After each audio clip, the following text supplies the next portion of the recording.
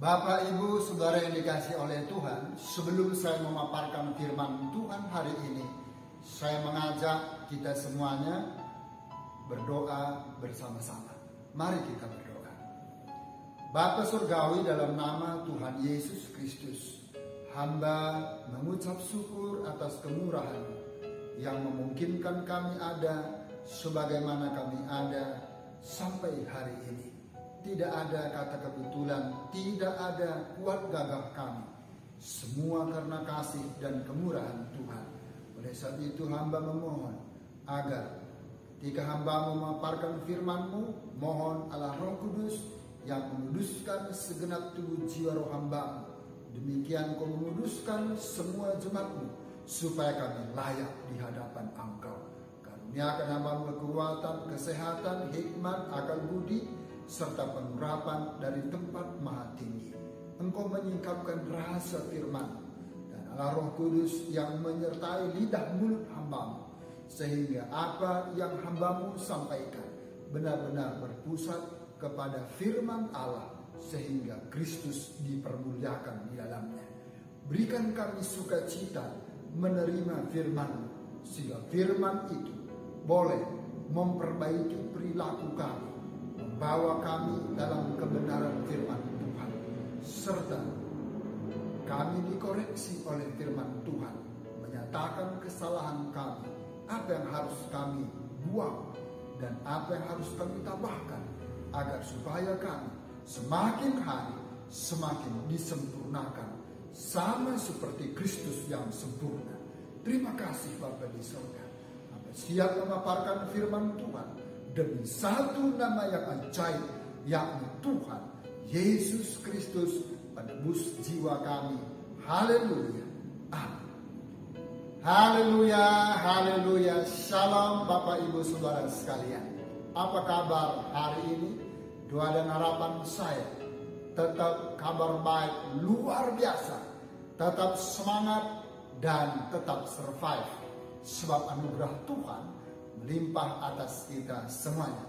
Senang sekali hari ini Tuhan boleh mempertemukan kita kembali di dalam ibadah, dan pastikan kita semuanya dapat memberikan perhatian kepada firman Tuhan, supaya firman Tuhan menjadi berkat bagi kita semuanya. Puji nama Tuhan. Judul firman Tuhan hari ini adalah bersabar dalam penderitaan. Sekali lagi, bersabar dalam penderitaan. Izinkan saya membacakan satu teks firman Tuhan dari surat Yakobus pasal 5 ayat 7 sampai 11. Yakobus pasal 5 ayat 7 sampai 11, demikian firman Tuhan. Bersabar dalam penderitaan. Karena itu saudara-saudara, bersabarlah sampai kepada kedatangan Tuhan. Sesungguhnya petani menantikan hasil yang berharga dari tanahnya, dan ia sabar sampai telah turun hujan musim gugur dan hujan musim semi. Kamu juga harus bersabar dan harus meneguhkan hatimu, karena kedatangan Tuhan sudah dekat. Saudara-saudara, janganlah kamu bersungut-sungut dan saling mempersalahkan, supaya kamu jangan dihukum. Sesungguhnya hakim telah berdiri di ambang pintu. Saudara-saudara, turutilah teladan penderitaan dan kesabaran para nabi yang telah berbicara demi nama Tuhan. Sesungguhnya kami menyebut mereka berbahagia, yaitu mereka yang telah bertekun. Kamu telah mendengar tentang ketekunan Ayub, dan kamu telah tahu apa yang pada akhirnya disediakan Tuhan baginya, karena Tuhan Maha Penyayang dan penuh belas kasihan. Semua percaya katakan amin. Puji nama Tuhan. Bersabar dalam penderitaan. Saudara-saudara yang dikasihi oleh Tuhan, hari-hari ini banyak orang yang mudah bersungut-sungut. Banyak orang yang mengeluh, mudah mengobarkan amarah murka, dan putus asa berkuasa karena merasa tidak kuat lagi menanggung permasalahan yang ada. Sebagai anak-anak Tuhan, tidak seharusnya kita melakukan demikian. Oleh sebab itu, firman Tuhan melalui Yakobus menasihati agar kita tetap bersabar dan bertekun meskipun kita sedang berada dalam kesesakan. Sekali lagi, kita diajar oleh firman Tuhan, meskipun kita diperhadapkan dengan segala kesesakan, tetapi kita belajar untuk tetap bersabar, tetap bertekun dalam kesesakan. Mengapa? Karena sabar adalah salah satu buah dari Roh Kudus. Galatia pasal 5 ayat 22 dan 23. Yakobus berbicara tentang kedatangan Kristus seperti sudah dekat. Dalam teks bacaan kita, Yakobus pasal 5 ayat yang ke-8. Kristus akan datang sebagai hakim untuk menghukum yang jahat dan sebaliknya memberi pahala kepada orang yang benar dan membebaskan mereka dari segala kesesakan, dari segala penderitaan. Ayat yang ke-9. Kesabaran adalah sifat menanggung ketidakadilan, penderitaan, kesulitan, dan penganiayaan sambil menyerahkan hidup kita kepada Allah dalam kepercayaan bahwa Dia pasti membereskan segala sesuatu pada saat kedatangannya yang kedua kali. Semua percaya katakan amin.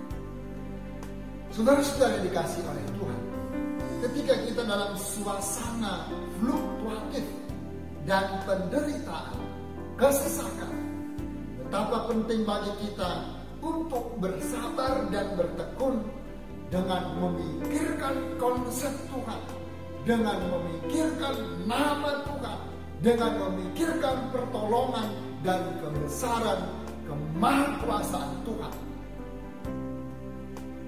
Besok itu di dalam Yakobus pasal 5 ayat yang ke-7 menjelaskan mengenai keadaan jemaat, yakni orang-orang percaya pada saat itu yang sedang mengalami penderitaan dan penganiayaan yang begitu hebatnya. Saudara-saudara, apa prinsip untuk bersabar dalam penderitaan?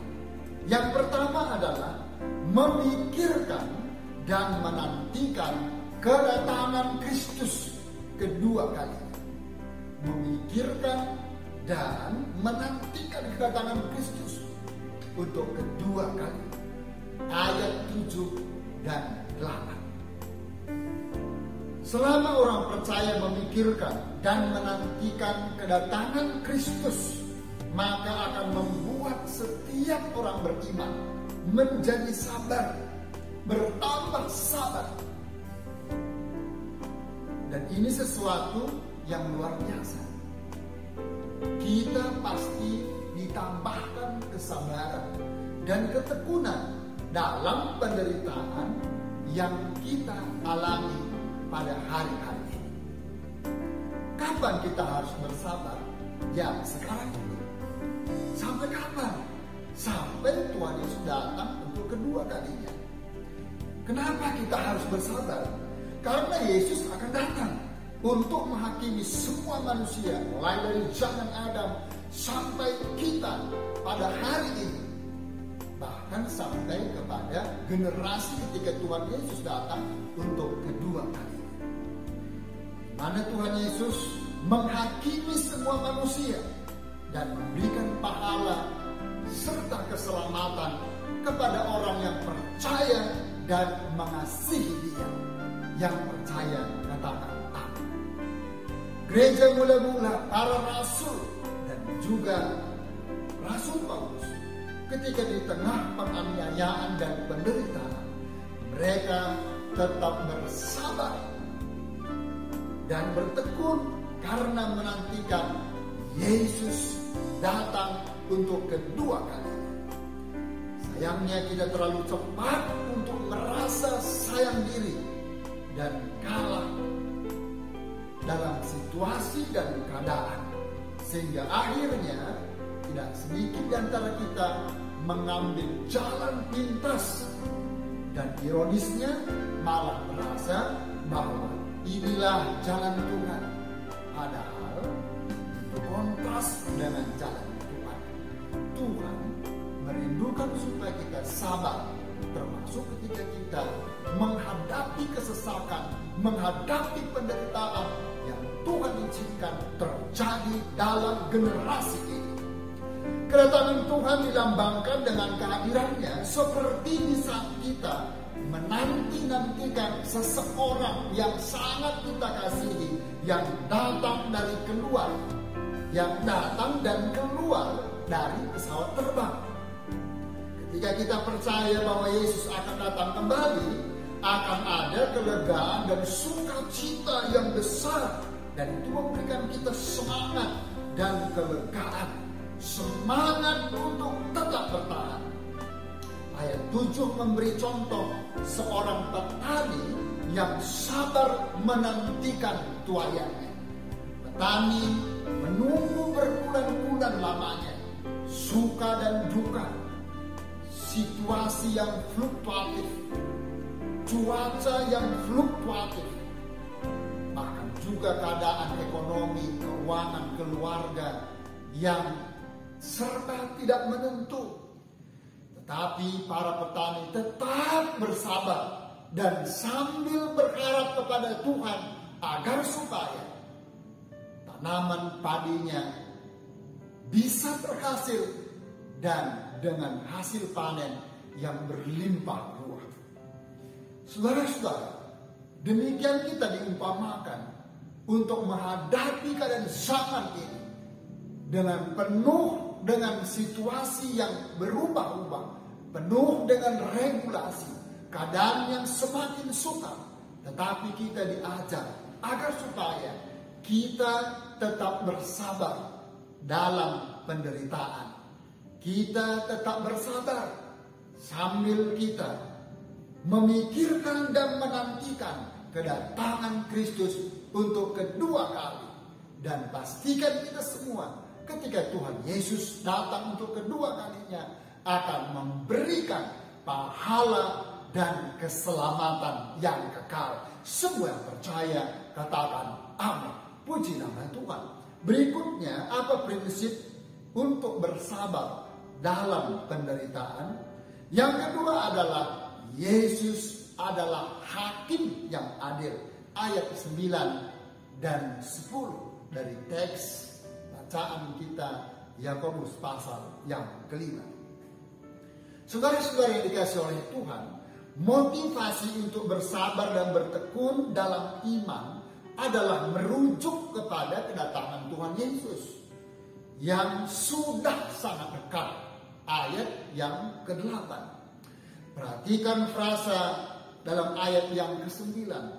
Sesungguhnya hakim telah berdiri di ambang pintu. Sekali lagi, sesungguhnya hakim telah berdiri di ambang pintu. Sudah sangat dekat sekali. Pintu itu mungkin baru terbuka pada esok hari, mungkin minggu depan, mungkin bulan depan, atau mungkin tahun depan. Kita tidak tahu pastinya kapan pintu itu terbuka. Tetapi pintu itu dapat saja terbuka setiap saat sesuai dengan waktunya Tuhan. Kata-kata yang keluar dari mulut kita bisa saja tidak akan menolong situasi kepada yang lebih baik. Itu sebabnya Yakobus menasihatkan dengan tajam agar supaya kata-kata yang keluar dari mulut kita, yaitu harus kita ingat bahwa semua kata harus dipertanggungjawabkan di hadapan Tuhan. Demikian juga tentunya dengan perbuatan setiap kita. Oleh sebab itu kita akan menghadap Tuhan di akhir zaman nanti di tahta pengadilan Tuhan. Dan setiap perkataan kita, setiap perbuatan kita akan dipertanggungjawabkan di hadapan Tuhan. Saudara-saudara yang dikasihi Tuhan, kesabaran para nabi yang disebut Yakobus dalam ayat yang ke-10 mengajarkan kepada setiap orang percaya, Anda, saya, kita semuanya, bagaimana kita bersabar menghadapi situasi, menghadapi keadaan, menghadapi sesama kita, menghadapi rekan kita, menghadapi keluarga, menghadapi pekerjaan, menghadapi setiap aktivitas kita. Termasuk orang-orang yang mencaci maki keyakinan kita semuanya. Perhatikan Ibrani pasal 11 yang menuliskan teladan dari para nabi Tuhan yang luar biasa, namun yang ditolak oleh banyak orang, dipermalukan orang-orang lain sejaman. Kita harus belajar untuk bersabar saat ditempatkan di tengah-tengah orang yang demikian. Baik itu teman, relasi, keluarga, bahkan pasangan kita yang terdekat sekalipun.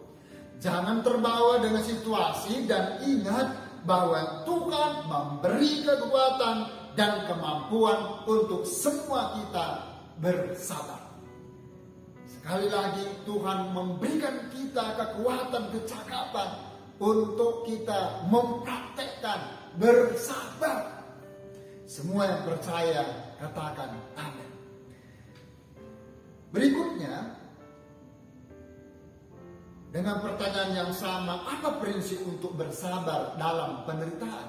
Yang ketiga adalah Tuhan penuh belas kasihan dan rahmat. Ayat yang ke-11. Tuhan kita di dalam Yesus Kristus adalah Tuhan yang penuh dengan belas kasihan dan rahmat. Belas kasihan dan rahmatnya tidak pernah berubah. Sungguh luar biasa. Selalu baru tiap pagi, selalu baru tiap hari. Dia penuh dengan kasih sayang dan sangat paham tentang penderitaan Anda, tentang penderitaan kita semuanya. Bahkan dengan seluk-beluk pergumulan hidup kita setiap harinya, maupun juga tentang masa depan kita. Walaupun misteri bagi kita, tetapi Tuhan sangat paham tentang masa depan. Itu sebabnya Tuhan menjanjikan bahwa masa depan orang percaya, masa depan yang penuh dengan pengharapan, masa depan yang disertai oleh Tuhan, masa depan yang diberkati oleh Tuhan. Semua yang percaya katakan amin. Saudara-saudara yang dikasihi Tuhan, Ayub sabar menghadapi situasi yang tidak bisa dijelaskan dengan sederhana dan yang datang dengan tiba-tiba menimpa Ayub dan keluarga dan seluruh kepemilikannya. Masalah kita tentu saja tidak sebesar dan seberat seperti yang dihadapi oleh Ayub. Karena itu dengan kekuatan dan pertolongan dari Tuhan Yesus Kristus, pastikan kita pun bisa tetap eksis dan tetap survive. Bahkan lebih dari seorang pemenang untuk menghadapi setiap kesesakan, setiap penderitaan yang Tuhan izinkan terjadi dalam generasi kita ini. Semua yang percaya katakan amin. Ayub sabar menghadapi situasi yang tidak bisa dijelaskan dengan kasat mata. Tetapi Tuhan memberikan selalu solusi. Tuhan memberikan jawaban tepat pada waktunya Tuhan. Sungguh suatu yang luar biasa. Oleh sebab itu saudara, percayalah bahwa Tuhan penuh dengan belas kasihan dan rahmatnya tidak pernah berubah.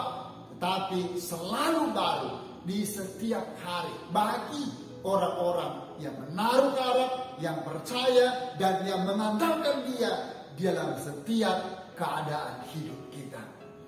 Oleh sebab itu saudara-saudara, maka kita semua bisa berkata dan bisa untuk kemudian mengalami bahwa kita semua bisa bersabar dalam penderitaan jikalau kita memikirkan dan menantikan kedatangan Kristus yang kedua kalinya.